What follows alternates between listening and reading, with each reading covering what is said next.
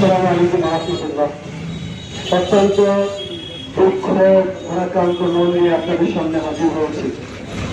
আমার সামনে আইন শৃঙ্খলা বাহিনী এবং বিভিন্ন গোয়েন্দা সংস্থা, ইলেকট্রনিক্স এবং প্রিন্ট মিডিয়ার ভাইরা উপস্থিত আছেন। এটা কোনো আজকের প্রোগ্রামটি কোনো রাজনৈতিক নয়, নিতান্তই একটি সুস্থ একটি দাবি নিয়ে আমরা আপনাদের সামনে হাজির হয়েছি। ভাইয়ার আমার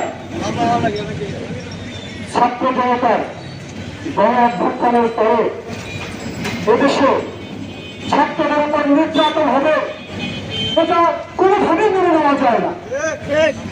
আমরা তো ভেবেছিলাম যে আদর্শ বালিকার যে মেয়েটার সাথে এই নির্মাণ পৈশাচিক ঘটনাটা হয়েছে, এখানকার স্থানীয় আইন শৃঙ্খলা বাহিনী তারা অন্য ঘটনার থেকে এই ঘটনার বিষয়ে তৎপর হবে। কিন্তু অত্যন্ত দুঃখের